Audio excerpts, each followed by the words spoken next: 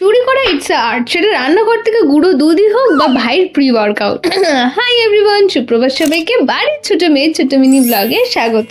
আর সকাল সকাল 100 টাকা বাঁচাতে ইউটিউব থেকে how to cut your own hair এরকম একটা টিউটোরিয়াল দেখে বসে বললাম চুল কাটতে। হইছে এই দুইখান চুল কাটতে মেয়ে তো পারলে জ্যামিতির বক্স নিয়ে বসে। এরপর বাড়ির লোকের কাছে একটু বকাঝকা খেয়ে মাথায় চাম্পি করে বসে পড়লাম ব্রেকফাস্টে। আর আজ আমার মাতাশ্রী বানিয়েছিল গরম গরম রুটি, ওর সাথে আলুর তরকারি। মানে সকাল সকাল এত বড় আকাম করার পর মেয়ের মুখে হাসিটা দেখো না, নো সিভিক সেন্স। না জানি বন্ধুরা মাঝে মধ্যে টাকা পয়সা ধার নেয়, নিহাত আমি ভালো মানুষ তাই 1 টাকার বিনিময়ে সুদে 101 টাকা নেব। এরপর ঝপঝপ লাঞ্চ কমপ্লিট করে এক বাটি মিষ্টি দই নিয়ে সোজা চলে গেছিলাম 3 তলার সিঁড়িতে। বিশ্বাস করো এমনি ঠান্ডা লেগেছে, তার মধ্যে যদি দেখে আমি দই খাচ্ছি আমার মাতাজি তো আমাকে ঢিপাঢিপ দেবে।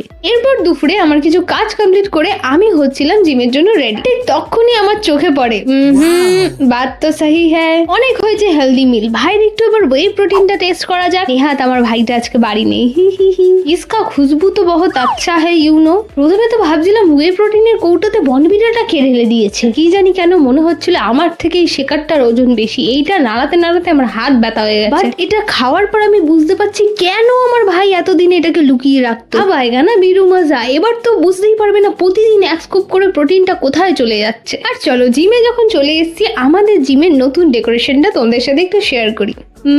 কমেন্ট করে কিন্তু অবশ্যই জানিও তোমাদের কেমন লাগছে। সত্যি বলতে এই বজরংবলীটা আঁকার পর জিমের লুকটা মনে হচ্ছে একেবারে পাল্টে গেছে।